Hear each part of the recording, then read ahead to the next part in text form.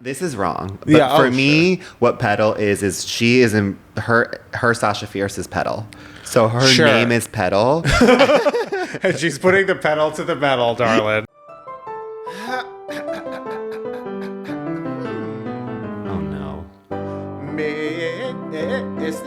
Greg?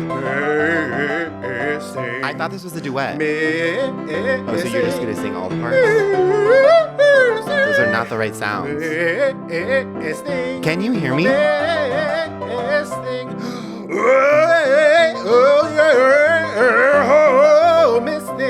Bonk. Welcome to Miss Thing. I'm Greg. And I'm Tim, and this is a podcast that celebrates and appreciates the Miss Things of the past, present, and future. Yeah, in every episode, we take a key moment from our Miss Thing storied career and do what you and I are most skilled at, which is make it all about us. And I'm going to jump right in because there's a through line to last week's episode, which is I just got back from Chicago. Yeah. It was an Odyssey. Mm-hmm. I will not regale you with the Odyssey because you already had to listen to last week's episode. Sure, yeah, and you are, of course, bypassing. This is my Odyssey because you're bypassing the fact that I got a big chop. Got a haircut, but we'll talk about that later. We'll spend 10 to 20 on that. Yes, Greg has a haircut, which is arguably like the biggest thing that you could do in the year 2026. Exactly. Yeah. But of course, this is an invitation for you to subscribe on YouTube and watch on YouTube if you don't already. Yeah. Otherwise, you're only getting a third to a fourth. Yes, famously. And it's also an invitation right now. This is going to be a bonkers episode. You need to scroll right down to the bottom of the Apple Podcast right now. Right this second. Give us 5 stars, write a review, say, oh my God, Greg, your hair looks amazing. Yeah. And then podcasting is, for the most part, not a visual medium. It is kind of but now. We need Greg, compliments. Your hair. You could actually compliment both of our hair. Thanks. We need the compliment. Yes. So if you want us to feel good, just always say something nice about our hair. 1000%. Take a screen grab of that. Send it to us on Instagram, and you'll get a very special message. And then also on Spotify, give us 5 stars. You can screenshot that. Thank you. The works. We love you. Back to your Odyssey part 2. Okay. Well, so many things happened, but one thing I learned about, which is crazy, and it's sort of like taking over the world in certain factions, and it's definitely not hit us. Okay. But I just experienced something that is one of our famous things, 4 quadrants. Okay. I went to a Savannah Banana baseball game. Do you know about this? I know all about this. You do? I know all where the men wear yellow jerseys and they sing and they're like, it is crazy. Yeah. It is like, I don't know who it's for, and then it turns out after going to it, it's for everyone. It's for me. It's for all 4 quadrants. Yeah. It is a baseball game. The quickest way to summarize it, it's Harlem Globetrotters on the baseball field. Yeah. It is, they're doing stunts. Like the pitcher is on stilts, they're doing backflips. They will refuse to catch the ball or hit the ball in a normal way. Like they're previous gymnasts and also like minor league baseball players. And kind of like Broadway too. Yes. There's like people, there's one guy who is like the pitcher who's been Tony nominated. Yes. Like it is correct. Okay, listen.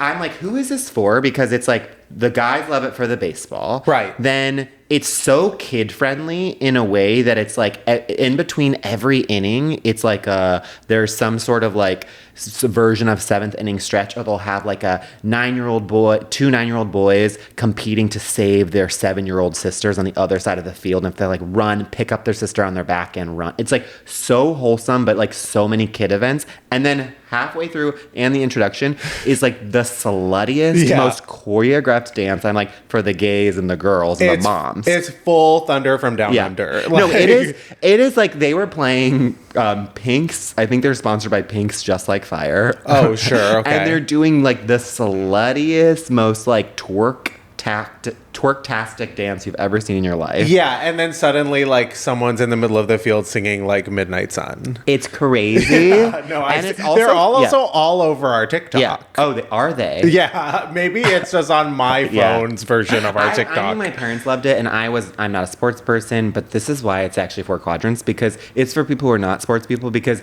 they will do whatever to not play the game. It starts like the clock starts at 2 hours. This is the best. It starts at 2 hours. It does not stop ever. It's a 2-hour thing, and then you're out. Love that. And in between each, like, up at bat, they do some sort of 5-minute, like, someone singing, someone doing a contest, like a race. So there's so much not baseball and also nonstop dancing. My only note is you don't actually have to introduce every player 5 times. Sure. Each person has like a dance. Yeah. Our attention spans these days, Yeah. They just have to make sure it's covered for TikTok. I'm telling you, if you have kids. Shoulder snapped. Back like the old days. Yeah. My God. Don't ever tell us we've changed. Because we don't. People don't change. And especially not us. Wait, but you actually will be changed if you go to this game because it's for everyone. I will say, and also because they'll two guys, straight guys, will be singing for good on the field, like an hour and 47 minutes in. It's just like this is the gift that you can give literally anyone in your life because it's like. I think for families in particular, but it's like we have nothing in common. Right. Turns out what you have in common, Savannah Banana. How is life with shorter hair? Oh God, life with shorter hair. I just don't even know who I am anymore. Yeah. I'm loving it now. It feels new. It feels fresh. Mm-hmm. I will say this morning at the gym, I saw a gay guy with new bleached hair. Mm-hmm. And, so much has been said on the subject of gay guys with bleached hair. Yeah. And when they bleach their hair, they're obviously going through some sort of crisis, a meltdown. But I do feel like maybe in the last decade, we've sort of walked away from that. But I feel like gay guy bleaching their hair, having a crisis, is back in a really big way this summer. The guy I saw at the gym, he just, what? It always happens with someone that you least expect. All of a sudden they show up with a completely new head and you're like, oh no. And I was just thinking about it. It didn't seem right. It felt like an admission of wrongdoing on his behalf. It's not right, but it's okay. I could see the series of poor life decisions that led him to this point. And it made me think gay guys bleaching their hair is so straight people declaring bankruptcy. You know what I mean? It's totally. Gay guy bankruptcy. Yeah.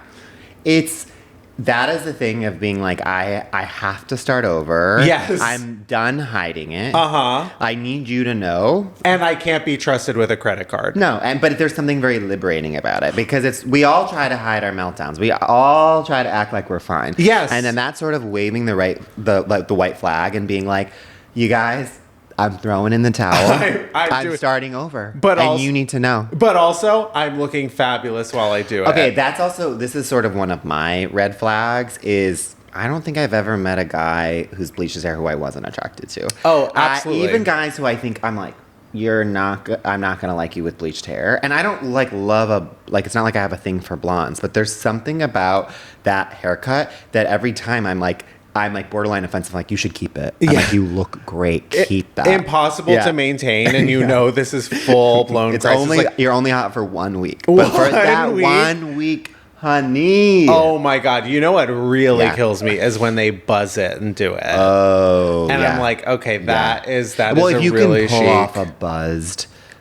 And it doesn't look like you've completely lost all of your hair. Yeah, that I'm meet me in the bathroom. Yeah, exactly. Yeah. No, I completely. It's one of those things. It's back in a big way. Yeah. Should we get our hair bleached? I don't. I think this is why I'm so attracted to these people. Is I don't think I could pull it off. Well, yes. And so you will never, even if I'm ever in a state of bankruptcy, gay bankruptcy. Yeah. If anything, Chapter 11. I would go the other way. I would become Bo Bice. Oh, that's very. Well, I would, literally, really, but really long. You know what I mean? But have you ever noticed that no two gay guys in a friend group can have bleached hair at the same time? Well, it's not allowed. It's full competition, and you cannot. Zeus's law. Yeah. If you want to maintain friendship, you can't do that because it's sort of this is their moment. Yeah. Let them have the moment. They look good, but they need help. Yeah. So, like, not two of you can't need help. Well, it's also sort of like, it's like, hello, I'm the one in help. So, like, you need to help me right now. We both can't be helping each other. You know, like, you have to throw the life vest onto me. Well, famously, you know that one time in my 20s, I confided when we actually knew each other and I was first working at CBS, I was going to do it. Like, and it wasn't a crisis thing. It was actually like because I like wanted to be cool. Like, I was still in my 20s. Like, the world was like, you probably didn't know it. I always feel like people who get there, like, I'm not in a crisis. I just want to do it. In some but really, it's like there's something there. Yeah. But then I confided in one of my best friends, and he was like, "No, don't do it. You're too old." He's 1 year younger than me. He goes, "Don't do it. You don't have the hair for it, and you're too old." And it's a horrible look. You could definitely pull it off. He goes, "It's a horrible look." A week later, he did it. Wow, I know. Are you guys still friends? We are, You've made it through. I have never quite lived that down, and it's a topic I can't broach. Yeah. Because it like will make me look like the crazy one, but he knows what he did. I think you can do it and should do it. Maybe I should. I think it's time. I definitely agree. For Dad Mom Sauce, a.k.a. Doll of the Day, Mother of the Moment, Sister of the Second. Our first and most famous segment where we take a person, place, or thing that we are currently super obsessed with. Yes. I think you should go first. Sure, I'll happily go first. Here in 2026, July. Well, it will be August by the time this episode comes out. But in August 2026, my Dad Mom Sauce is the film Edward Scissorhands. Oh, you saw it this weekend. I saw it this weekend. I went to Cinespia, which was first of the year, probably which is last. In LA. It's like an outdoor movie going experience in a cemetery, but like it's what in every city that you have some sort of outdoor movie going experience. Yeah, it's a must do thing in the summer here in LA. We've talked about it a bunch. Yeah, you're going soon. I'm going this weekend. Oh, this weekend. But I hadn't seen the movie Edward Scissorhands since I was a kid. It used to scare me, but I had seen it, and obviously, like, I'm a huge Tim Burton fan. I love his Batman. And you're a huge Johnny Depp fan, and especially the recent stuff. Massive Johnny Depp fan. He didn't really become a Johnny Depp fan until like 2015. Yeah, and then everything post 2015 has been your until the trial with Amber Heard. No, I feel like I've been so removed from Johnny Depp and like kind of what makes him a superstar. And also Tim Burton, like exactly. So it starts, and I mean, I expected it to be good, but I was so moved by it, and I was so blown away by the production design, the costumes, and then the movie and the story. It's so weird, and it's so moving, and it's hilarious. I just feel like they simply, and I say this a lot, but like they really don't make them like that anymore. And just also like Johnny Depp was such a superstar. Yeah, what a babe in like the 90s. And he was so cute and sweet and gentle, and I feel like it's just the most authentic version of, you know, what he kind of tries to do now. No offense. Like, I don't mean that in a bad way. I just feel like there was a genuine like innocence and star quality to that at that moment in time. And you know, Winona Ryder as a blonde. I know. Diane Wiest. Yeah. Wiest. Diane Wiest. But yeah, no, Edward Scissorhands. If you haven't seen it in forever, it's beautiful. It's so funny, and it's very inspiring. Okay, I'm gonna rewatch. Yeah. Anyways, what's your Dad Mom Sauce? My Dad Mom Sauce is, this weekend was jam-packed, and I didn't even tell you this because there were so many things. I went and I saw Hilary Duff. Literally. I saw on your stories. Or someone else's stories. Yeah. Someone else's story. Tara, probably. Yeah. But Hilary Duff, it was like kismet, where it was just like I happened to have one night free. My friends were all free too. Hilary Duff was playing for so much cheaper than in Los Angeles too, at Tinley Park, which is like our version of like everything Tinley, Wrigley. It's very. But it was like, it's like a mini Hollywood Bowl. Like, it's outdoors. It was again, we were talking about this for Ashley, just like my inner gay boy was healed. Yeah. Seeing her sing Why Not and Come Clean, and also just like knowing her lane, where it's like the set list is exactly what you would want the set list. Like, she's not being too cool. She's like playing a good amount of the new stuff, but also giving you every hit that you want. Yeah. And then being so grateful, like giving so many speeches about like, thank you for, I haven't done this in 19 years and you guys are back. She's been all over the map as far from everything I've seen. That's the one thing I will say about Hillary is like, she really played it so well, which is like, when she was like a teen, she knew like, okay, I'm like a pop star. And then as she was like kind of aging out of like,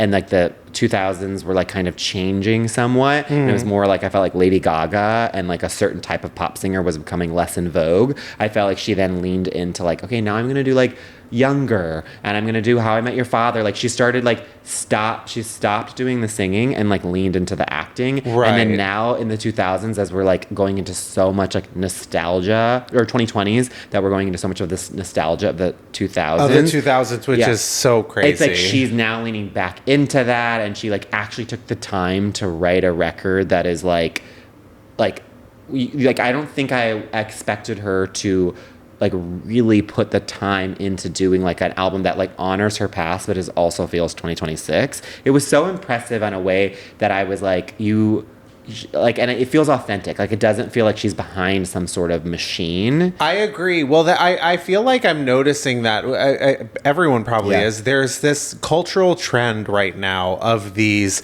you know, former sort of child stars or like teen singers coming back, making their big return. There's Hilary Duff. There's Ashley Simpson. Yeah. I'm like, what does that say culturally? I know. Like, we're experiencing like these people that were very lucrative at their time with kids now returning as these kids kind of have some sort of like buying power as adult, and they're making like mad money on these tours and stuff. And they, by the way, they should. This is the time for them to capitalize, and everyone's so excited to see them and relive that sort of innocence that they have. What it says to me, like when going to the concert, it felt so like the world is a hellhole. Yeah. And I think something that Taylor did so well was like give you an experience, and I think millennials have always kind of done this, which is like, I remember at least in high school, like when the Hills were big, they did like on that show, they did like an episode of like, I don't know, like a black and white affair, or like dressing up for a dinner party. Right. And then like in my high school, like friends of mine would like do themed parties. I do think millennials love a theme, love to like dress up. Everyone does, but I genuinely think our generation loves it.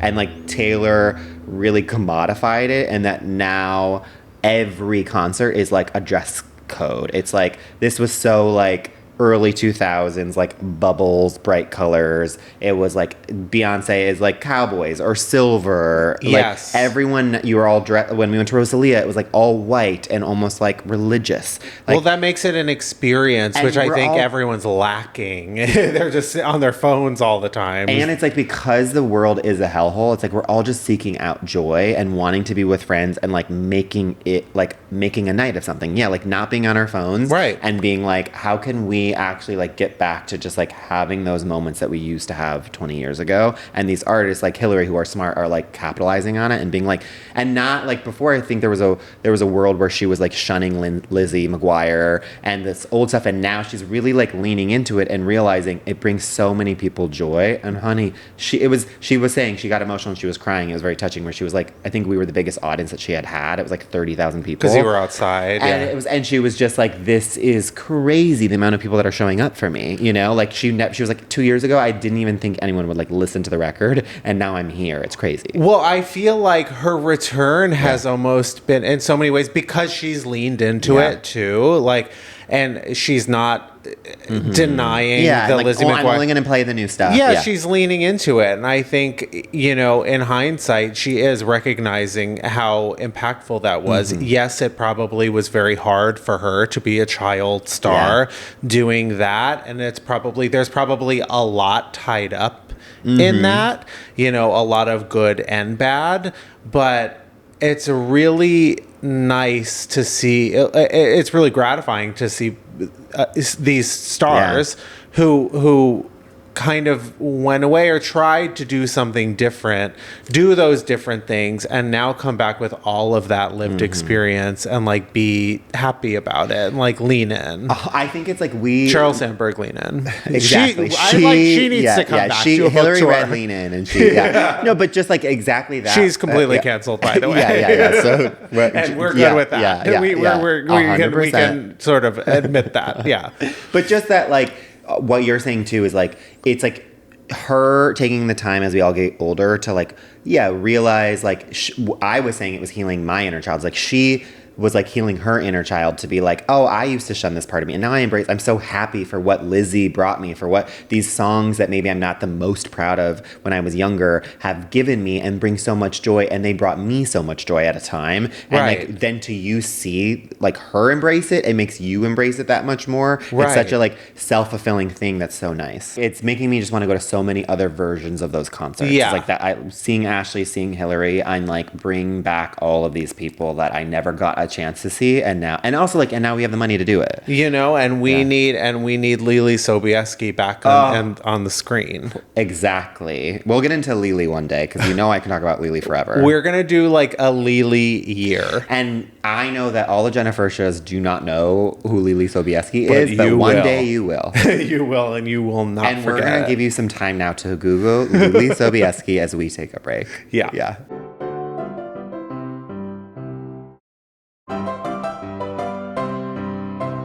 We're back, and it's time for our Miss Thing of the week. This Miss Thing is a double. So good, we had to do her twice. We're gonna, guys, guess what? We'll probably do her a third time. I'm sure we will. Well, she's such a multifaceted artist. We're catching her at a different time in her career, with a new album coming out, or it just was released at the time that this episode comes out. And our Miss Thing is Ariana Grande. Listen, we didn't really... I know I talked about it in the last episode, but in the years since, because I think the last one was in 2024, Eternal Sunshine, the album, I did... Like, that has only grown, and I really do think, like, this... We've talked about this before, but the spring of 2024, we were spoiled. There were so many pop girlies releasing albums that it was like hard for me to keep up, because it was like you'd only get like a week or two with that album, and then the next pop girly would release an album. And Eternal Sunshine, I have listened to it so many times. I think it's my favorite of hers. I'm very excited for Petal in the way that I was like, I was on, not that I was a passive Ariana, like I always was like, I mean, her voice is just of that generation, the best voice. Yes. And I've always loved it, but sometimes I like my mainstream pop, and sometimes she's a little too R&B for me. Right. And that one, it was harder for, she's always been a great singer, songwriter, in the sense of like, she does do confessional writing, but like I wasn't taking it in, and it really hit me with the last album, where I was like, wow, what a talented songwriter. I thought it was her strongest narrative arc. It was beautiful.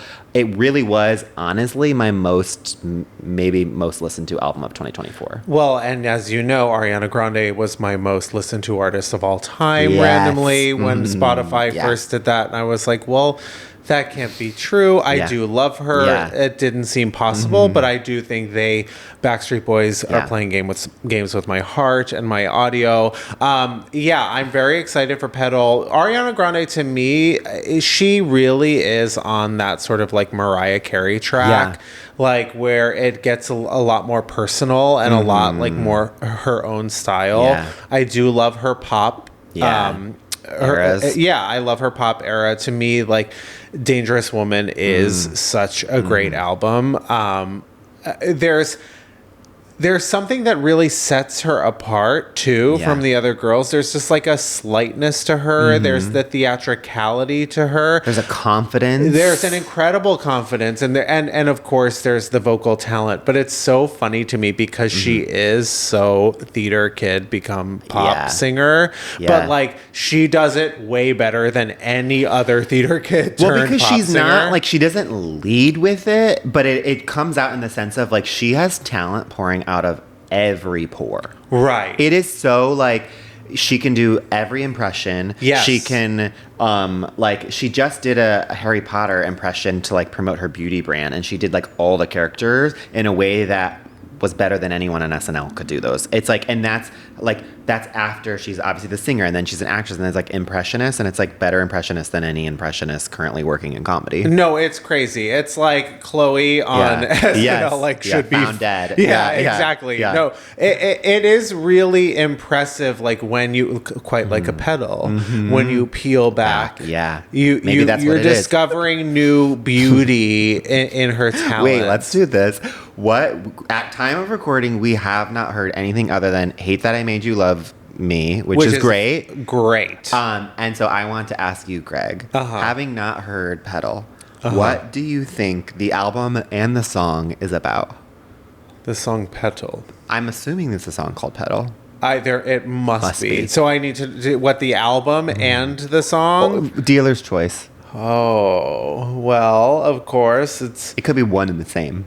Yes, the song Petal is not to compare artists, but there's a little bit of a Troye Sivan Bloom-esque aspect to it. Double entendres left and right about sort of flowering, deflowering, etc. Out with the old, in with the new. Love that. Yeah. But I don't know. Yeah. But I think, and I think it sounds like dewdrops. Yeah. Dewdrops. There's something on very petals. delicate about this era. It seems like very, I don't know, like she is embracing like the side of femininity that is so kind of like a little more like proper gowns and like old Hollywood. Yes. And like there's something to me that like this is wrong. But for me, what Petal is she is in her Sasha Fierce is Petal. So her name is Petal. And she's putting the pedal to the metal, darling. But I'm actually seeing Petal as someone who comes across as delicate and can sing, but is like an avid smoker. And is like, don't mess with Petal. She comes across as pretty, but she will pedal to the metal you, stomp on your neck. Oh, agree. Okay, so now we're talking about alter ego. We're talking about mood. We're talking about that's what I'm picturing. This is Ariana Grande's version of Girl in a Field. What's that? Sunflowers. She's doing her like. I don't want to compare it to Golden Hour, but it's her solar power. Yes. It's her like she's spent some time in nature. She's R&B city girl, spent time in nature. So like she is in a field. It is so Time Traveler's Wife. Oh, great. You know what I mean? Yeah. Like it is flowers. It's sunflower, and that's what she sees like her own self in the flower. I love that. And again, we have not heard anything other than the first single. Of course. So we're guessing.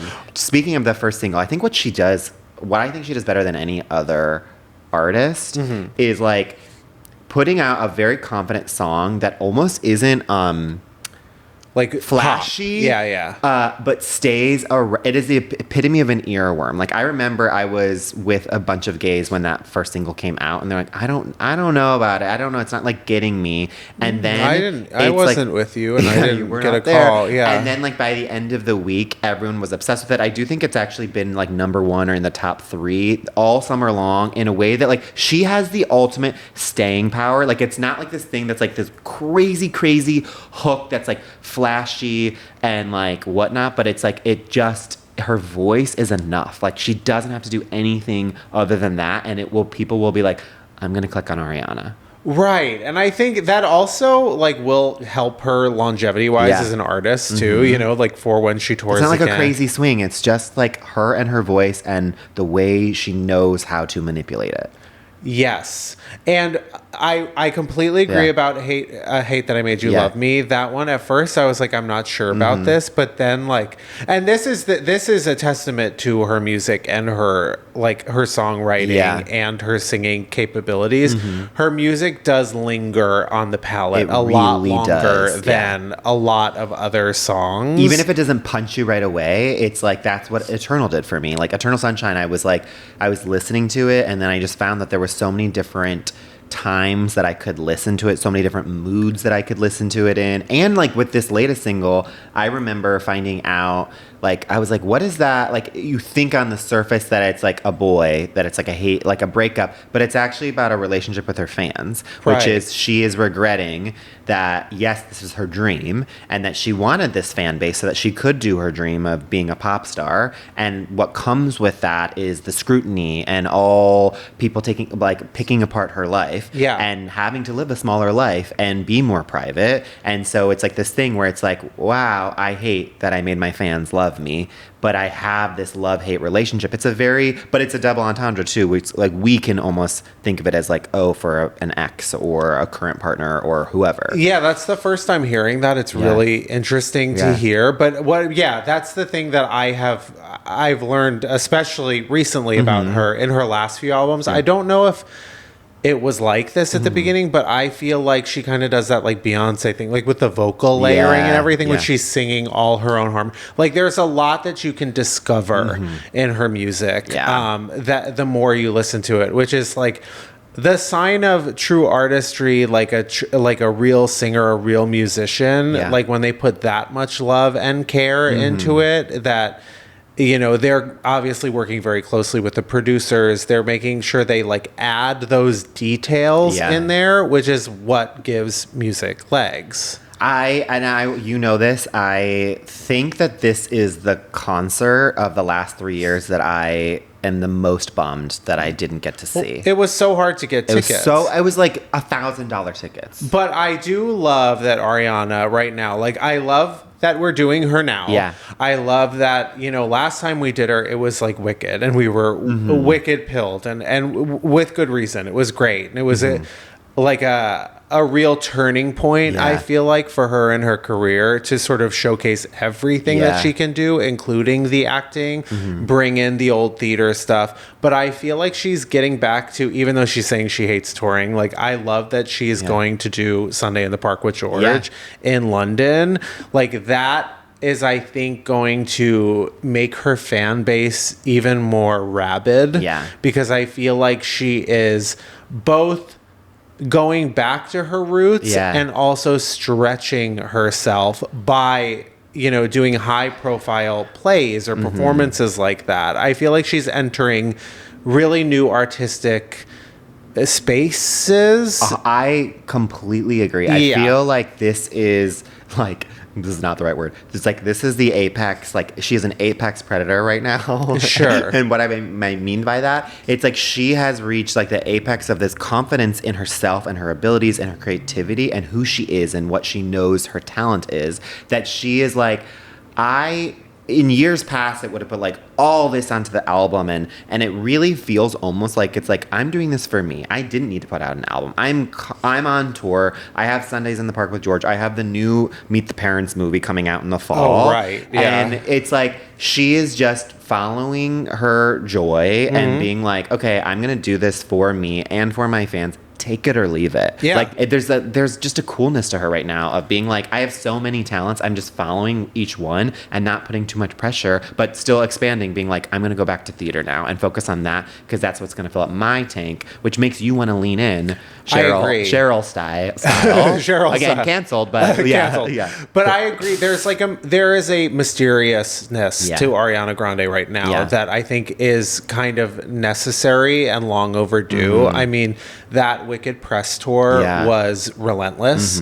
You know, I loved the movie and I loved everything that came out of it, and I thought it was great for her public image, but it must have been so much. And also out of her control. I'm sure that like, to get that part, they said you have to do a bunch of press. It's a year and a half of full campaigning for the movie, promotion for the movie, trying to get the Oscars, you know, and not just one movie, two. Yeah. 1 year after the next. Like, that is a relentless, all-encompassing experience that probably, you know, tested the limits of her artistry. Yeah. And I love that she's kind of she's probably doing press, but it does feel like she's just like a little behind the scenes, and she's like, hey, I'm doing this. I fully agree. Come do this? Yeah. Okay, before we make it about ourselves, this did make me think of a question, which is, what Eternal Sunshine was in 24 probably my most listened to album all the way through. Yeah.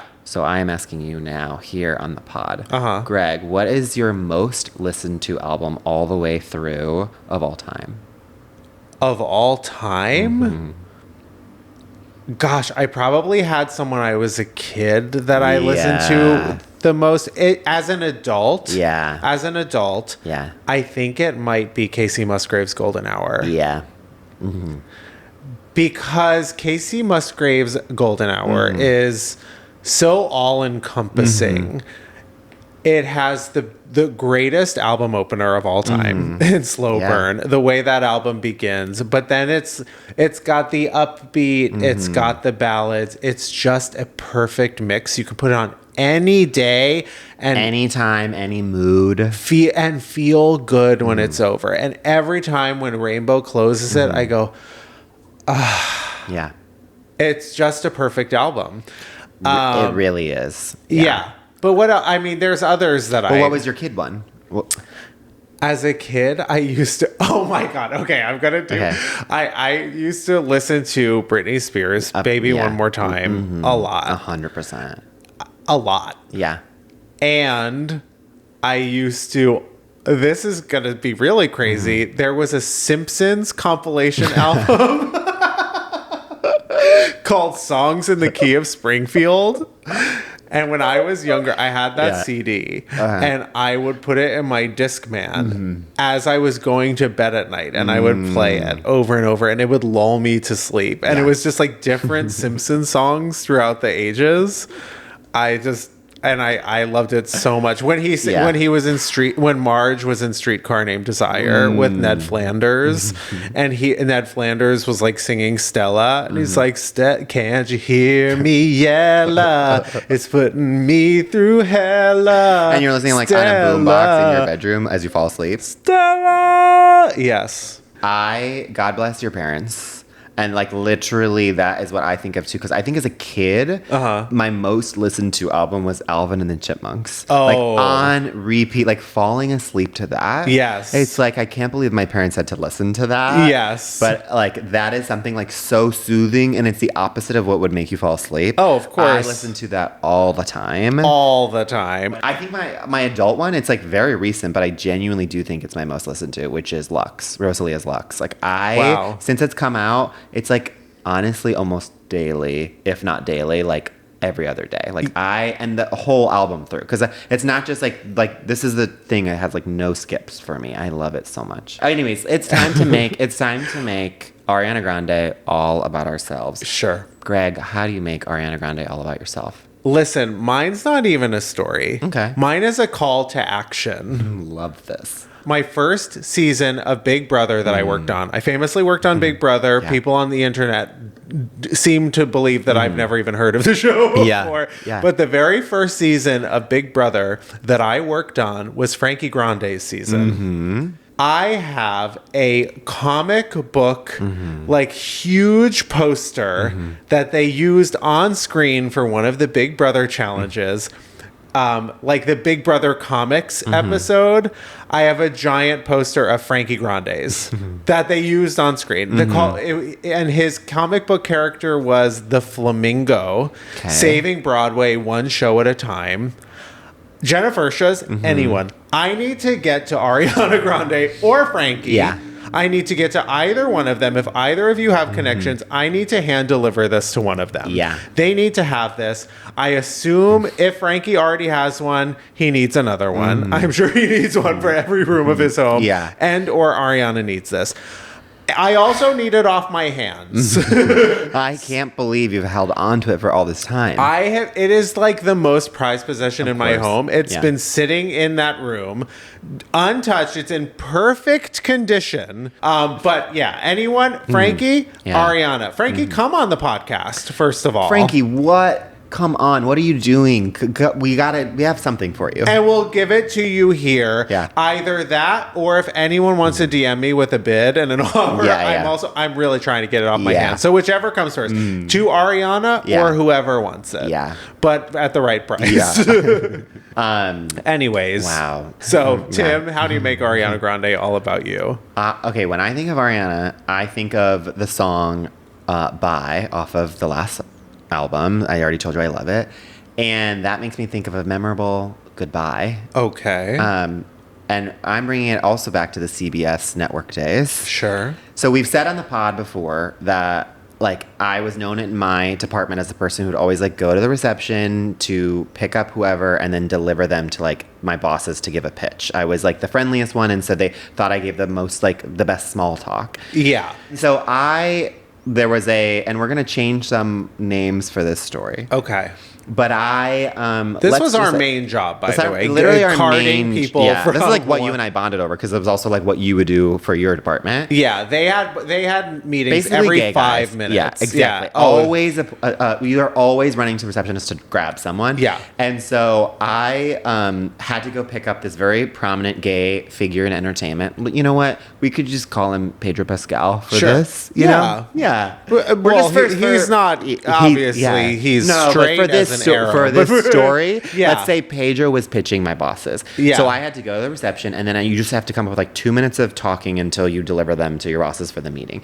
So I picked him up, and I was like walking, and then I was just asking about his weekend, and then he said he had like a burger, and his parents were visiting, and he was like, I went to Plan Check, and I got a burger there. And Plan Check is a name that I have not heard. And then he was like, and I was like, don't date us. I know. Is it still not around? Is it not around? Might be. Yeah. I have no idea. Anyway, he was like, they love burgers. I was trying to like get them a burger.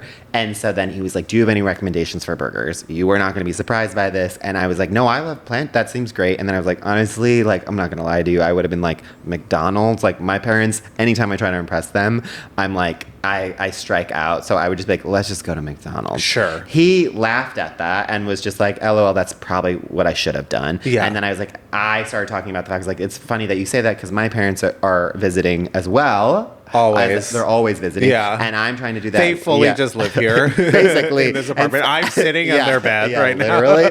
And so I was like, and I've been doing that with pizza, like trying to find a pizza place for them. And so then I went to Mozza, and I'm like, I'm going to Mozza tonight with them. Mm-hmm. And then I literally, like, we didn't even finish the conversation because then we were at the door. We're back in a time period where pizza was also famously bad in LA. Whereas now pizza is so incredible in Los Angeles. And it was like Mozza was the thing. Was the only one, yeah. So then or Stella Barra outside of ArcLight in Hollywood, which was truly my favorite restaurant in the city. Welcome back, ArcLight, because that's coming back. But welcome back. I deliver him. I then go to my cubicle, which was like on the other side. So it's like, now you're not going to cross my cubicle to leave. Right. And usually the person just sees themselves out. Mm-hmm. So then I think that's the end. I go to sit at my desk. Then Pedro leaves the meeting, goes out of his way, really far out of his way, to my desk and says, like, I was thinking about it all throughout the meeting. You gotta get this whatever pizza at Mozza. Like, your parents will really like it. And then he was like, it was great meeting you. Hope you have a good day. Bye. And I just remember the way he said bye, and I was like, "Oh my god, like Pedro, you're a big deal." Yeah. And I remember he left, and then like the look on my face, and the woman who sat across from me looked at me, and she also was like, "What? That never happens." And I was like, "Oh my god, are we gonna get married?" Yeah. But also, he was like 38, and I was 24, and so in my head, I was like, "Maybe I'm not feeling this out. Who knows?" To think we thought that was old. I know. At one point, back then it was. Well, I was aware of the age difference where I was like, is he really going to go for a 24-year-old, you know? Well. But I was hopeful. Yeah, and then, again, we're doing these meetings all the time. He was always pitching. So like a month later, I go to grab him again for another meeting. Mm-hmm. He remembers me and is literally like, we're talking, and he was like, how was Mozza? And I was like, oh, it was great. And he's like, did you have any fine dining last night? Like, what were you eating? And I was like, no. And again, I was like, you're not gonna be surprised with this. I was like, I had the fine dining of Taco Bell. And then we bonded over Taco Bell orders. Of course. Third meeting, again, it's like, and when he says goodbye, he goes out of his way to like say goodbye. Yeah. There was a third time, and I was in a meeting. So because I was like, at this point, I was like, we're in love. Like, this is our courtship. Right. And nothing to do with the fact that you're an assistant in a department that he's trying to sell a TV show Well, again, to. that's why everyone in the department was trying to be like, this isn't happening. And I was like, I'm getting the vibe. I'm sorry. Suddenly, you're the most powerful person in the room. Exactly. They need me. Yeah, exactly. So, but then at this time, I had to be in a meeting with my boss, and so I couldn't go grab him. And so I missed him, and I was like so bummed because I was like, how are we going to get married? Yeah. And then when I came out of the meeting, there was a Post-it on my desk from Pedro. In Spanish. In Spanish. That was basically like, I can't remember. It was... Te amo. Yeah. Literally, it was like, will you marry me? Yeah, of course. I'm sorry, I can't. Don't hate me. Whatever the sure. Sarah Jessica part. It was basically just like bummed to have missed you. Honestly, I was like, looking back, I'm like, that was way flirty to do. So flirty. But if only a number was I know. There wasn't a thing. Yeah. And then I didn't think anything of it other than like, we're in love. I went to the bathroom, which was like near the exit. As I'm washing my hands afterwards, I look up and who is washing my hands next to me? Pedro, who was washing your hands. You're like, whoa. We're doing like the ghost thing. He got from behind. Yeah. Like, oh, okay. No, he is washing his hands next to me. I look up and he's like, I swear I'm not stalking you. Which he's feverishly masturbating. Yeah. And I was like, that's what they all say at the beginning. Yeah, of course. And then he laughed and said fair. And then literally he goes, well, we're gonna have to stop bumping into each other this way in such classy ways. Maybe next, and he was like a Taco Bell, maybe the next time. And then he was already off the door, winked at me. I'll never forget, winked at me.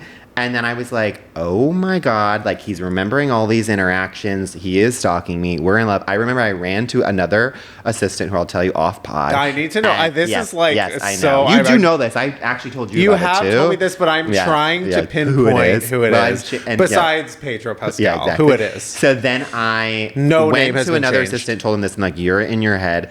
They eventually went to go shoot a movie for 6 months, and so like that was the end of our courtship. Yeah, with the Materialist. Yeah, so he went to go shoot the Materialist. Yeah. And then it came out in the press that he was now dating someone who was my age. And some people will deny this, but I think that we look alike, the person. And now he is now with that person. They are married. He married someone with an exact age difference. You know who it is. You know who it is. And I was like, I could have been Mrs. Pascal. Petal. If only I didn't say goodbye, you know? And let me tell you, that right there is what Petal is about. Exactly. That was your Petal origin story right there. 100. It's what could have been. Oh my God. Yeah. I remember it well. I was like, how can you not remember? Because I was keeping you up to date. I would go to your desk and tell you each interaction. The person. I'm Pedro. So suddenly the Pedro's me. That's so. The Pedro can be anyone. Your Pedro can be anything. Yeah. No, that is, of course, making me think of the only time that I saw someone famous in the bathroom, and it was Joey Tribbiani. Were you at the urinal or at the sink? I was at the urinal. We were both at the urinal. Of course, we were both peeking. Just kidding. Yeah. But no such luck. Yeah. No such luck. Okay, we are going to go to break, but who is the hottest friend? Who is the hottest friend? Yeah. Without question, for me, David Schwimmer. Really? Yeah. I loved him. Wow. I really loved his outfits, his crew necks, and I thought he was just so cute and dopey, which is so funny because I feel like he's not my type at all, but there were periods of time when I was so Joey Tribbiani. Yeah. How about you? I mean, I think I lust after Joey. Yeah. But I want to make love for the rest of my life with Chandler. With Chandler. Yeah. Wow. Yeah, I'm a Chandler guy. There were times. Wow. I know, and I'm shocked by Ross. Yeah. Joey is one night. Joey is one night, one incredible night. 100%. And then Chandler is sort of like a million incredible nights. Yeah, and you can also talk to him. You know, he will be nagging you the whole time, exactly. but he also seems like a pleaser. That's so funny. Ross to me seemed like a pleaser. Well, Ross seemed like a little bit of a freak in the sheets, quite frankly. I agree with that. Actually, he does seem like a pleaser. Honestly, all three of them do. All of them. Yeah. I mean, they're multicam comedy actors. And I think those people will do whatever. Yeah, they want the applause. It takes. But who? Oh my God, I'm trying to think. But most of all, Gunther.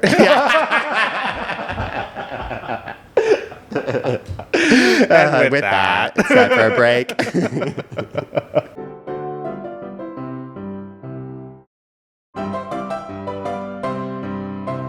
Welcome back, and it's time for Diva Down. Diva Down, of course, is our final segment where we take a person, place, or thing that could use a little bit of our unsolicited advice at the moment. And our Diva Down this week is Emily Wilson, who, aka the translator of the Odyssey. The particular translator of the version of the Odyssey that Christopher Nolan used for his movie.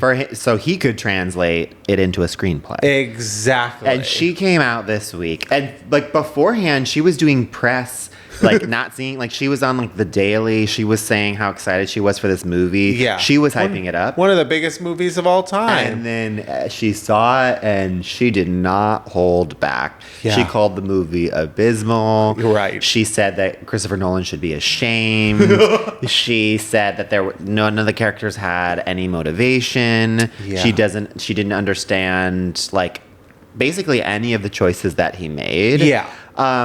And I think my two favorite parts that she's like, and there are no sex scenes and no food scenes. And I really want to zero in on that. And I think my advice to Emily is keep going, girl. I'm with you. I love this because it's like any press is good press. You're going to get more people to come read your translation of the Odyssey. You know how many writers named Emily Wilson there are? Yeah. Now I know which one this is. I know about her. And I'm like, I agree with you, Emily. I wish there were more sex scenes in the Odyssey. And also, I wish this was like a little like combo platter of Julie and Julia, and we got some good food porn scenes. Totally. I mean, we did get them eating. There was a pretty famous food scene in it where they turned into pigs.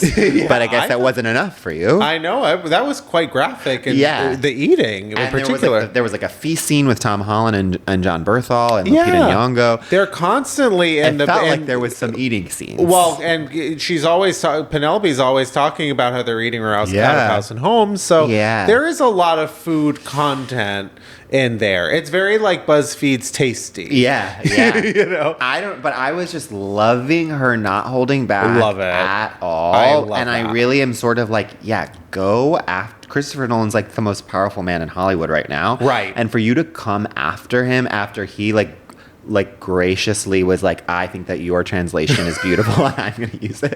I don't know. It makes me giggle. I'm like, like stick up for yourself. Yeah. Don't hold back. Don't be scared by this Goliath. It is really funny to me. I completely agree. I think it's so funny that like this author, which is such a dignified profession. Yeah. This like author, a college professor is absolutely tearing into Christopher Nolan, whose son famously said, well, you didn't win an award for writing. Yeah. Which I think it's just so poetic. And I agree with you. Keep going. I think what's really interesting and funny to me about it, and like not to be tearing anyone down, but she is coming out against the most powerful man in Hollywood. Let's call him what he is right now.